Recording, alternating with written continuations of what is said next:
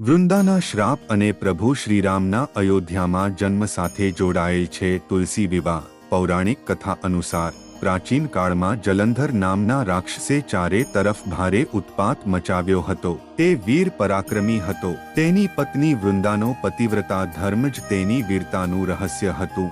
તેના ઉપદ્રવોથી પરેશાન દેવગણોએ ભગવાન વિષ્ણુ પાસેથી મદદ માંગી.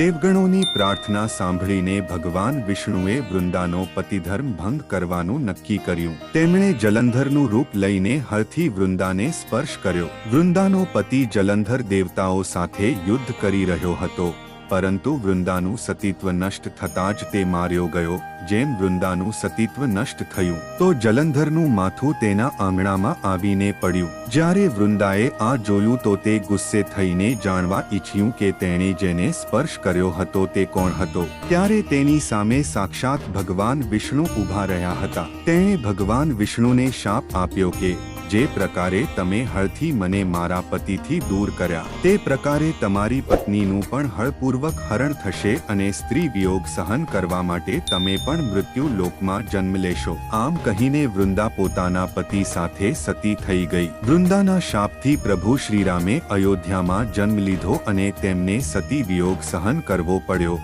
જે જગ્યાએ વૃંદા સતી થઈ ત્યાં તુલસીનો છોડ ઉગ્યો. દેવોઠી એકાદશીના રોજ તુલસી વિવાહની સાથે જ માંગલિક કાર્યોની શરૂઆત થઈ જાય છે.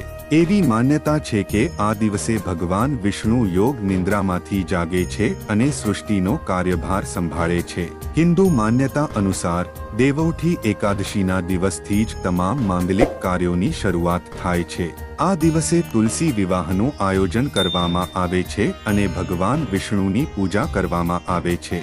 કહેવાય છે કે ક્ષીરસાગરમાં અંદાજે 4 મહિનાની ઊંઘ બાદ ભગવાન વિષ્ણુ આજના દિવસે જાગે છે. આ 4 મહિનામાં હિન્દુ ધર્મમાં કોઈ પણ લગ્ન કે માંગલિક કાર્યો કરવામાં આવતા નથી.